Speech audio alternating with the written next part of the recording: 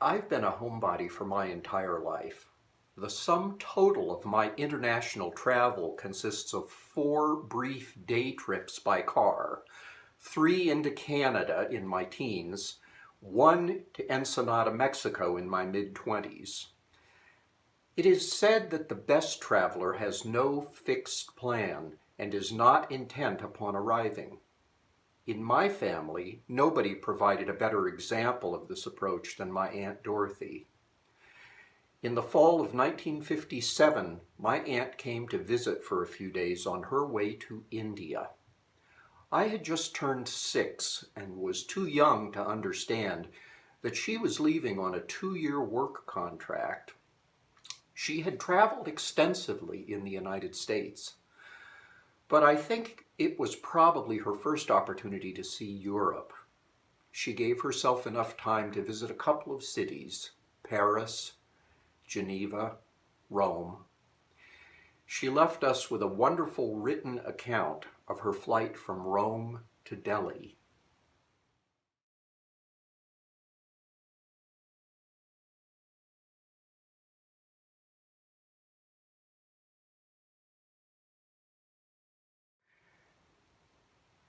Getting out of a hotel in Rome is quite an experience. The entire staff is alerted to one's leaving and are on the spot for tips, although an 18% service charge is added to an already higher than the good American hotel bills. The Rome rate was exactly twice that of the Geneva hotel, where I had an exceptionally clean and comfortable room.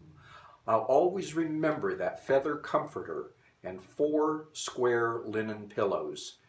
It is no wonder that when I went to sleep that first night, I didn't wake up and had to be called when I didn't appear for an 11 o'clock appointment. It was so strange when I answered the telephone still half asleep that it was past 11, and where was I? And should I ever have my own house, there must be a bathtub made for sitting. It was so comfortable to come in out of the cold and sit in hot water that covered the shoulders without any concern that any minute you might forget and immerse the head. But in Madras, the warm-up bath will never be a necessity. But back to my departure from Rome. As soon as I rang for a boy to pick up my bags, which I could easily have carried, 2 appeared, along with 2 hall maids. All along the route, until I got to the cab, the service people got thicker and thicker. It reminded me of the day, the first of the month, when my mother spent a day shopping in town when we were children, and all of us were present upon her return, clamoring to see what she brought us, as she always had something for each of us. The night before, I had been warned that taxi drivers charge exorbitant rates at night. I realized I had been overcharged upon arrival Friday evening, but chalked that up to experience. But when leaving, the driver charged almost as much for less than a dozen blocks as I had paid earlier in the day to go several miles to St. Peter's. I let him know I was displeased and refused to tip him. When I checked into the air terminal, I found a number of American men sitting around, all in a fury because of the delayed plane. Mechanical difficulties had detained it in Paris, and each hour Pan American would call and delay it longer. Most of the people had crossed by boat, the Independence, and had taken a train to Rome. I found out about the contagion of anger.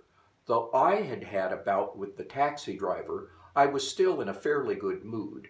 But when I purchased the bus ticket to the airport and paid the airport tax, and the man would not give me back my change of less than 20 cents, I was really angry. But it didn't do any good. He was running an important concession, serving mostly tourists of Rome, and he absolutely refused to return my change. On the bus to the airport, you should have heard the Americans' reaction to Rome and Italy from just passing through. Among the Americans was a couple from New York who had 2 children. They were most unhappy after sitting hours at the terminal. When they got on the plane, there were not sufficient first-class accommodations for them to have seats. This made the man very angry, and he had a fight with all of the employees on board.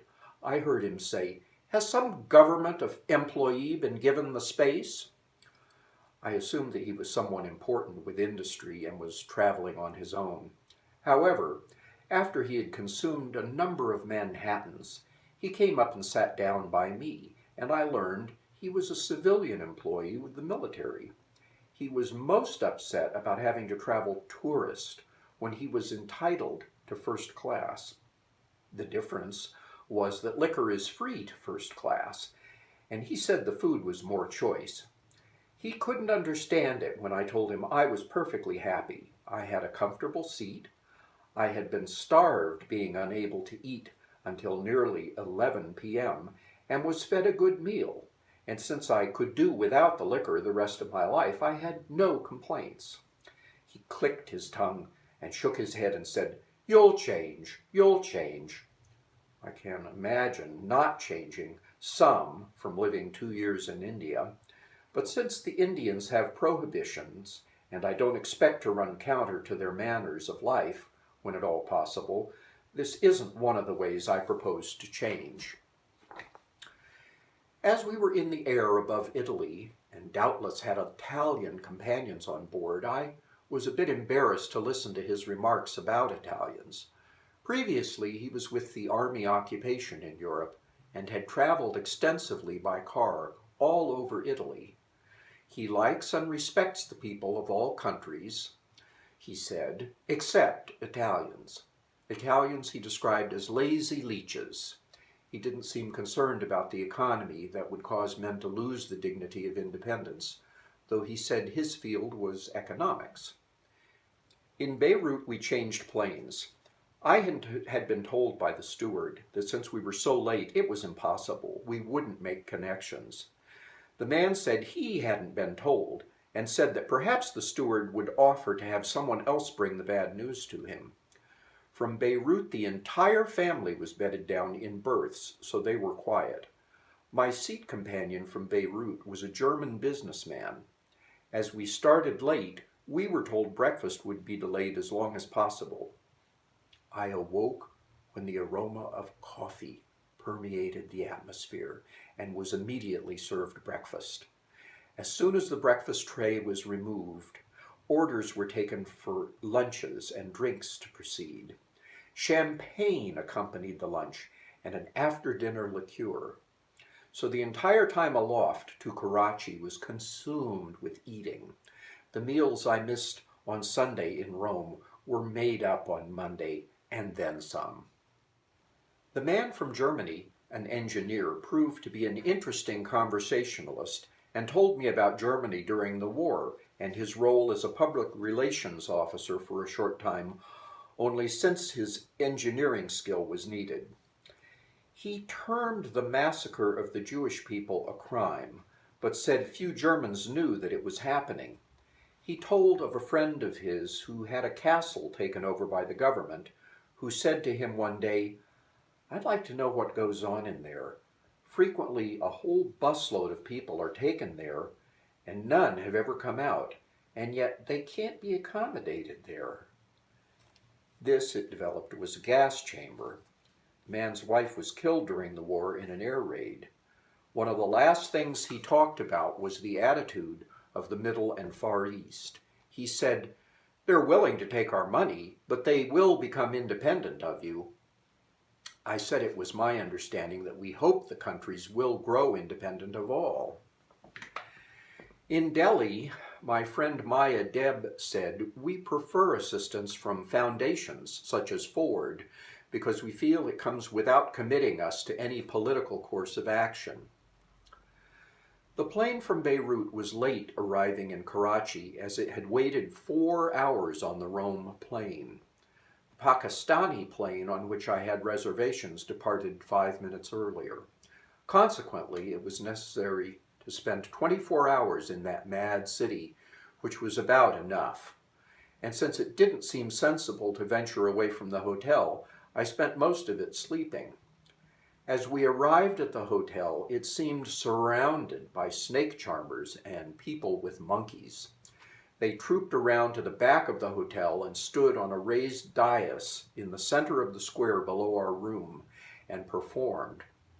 Two snake charmers played the bean, a bagpipe-like instrument, and opened their satchels for the cobras to greet us in an upright manner. I hope the picture I took was good. Also, one of the Karachi airport taken from the plane. There was a tremendous crowd of people, including children from a local school, awaiting some dignitary's child that was arriving from America.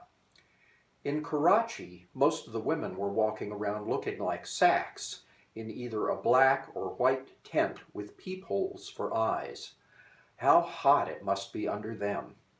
The main mode of transportation seemed to be the camel there. I hadn't known before that camels are hitched to wagons the same as horses. There are also many rickshaws pulled by men. Some, of course, are motorized.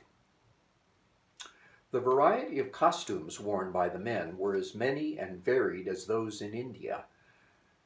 There is much less difference in the dress of women. Most wear saris, but the women in the northern part of the country wear skirts reportedly made from 40 yards of material. Naturally, they can have only one, so it gets pretty stiff. Many people are said to have only one change of clothes. These are washed in a public stream along with the body and put back on. The plane from Karachi had 4 passengers: the German, 2 State Department secretaries who shared a cabin for 4 on the Independence and no longer liked each other, and myself. We were cold with 3 blankets over us. As we came into Delhi, one of the secretaries said, "There it is below, the land of the jaguar and elephant."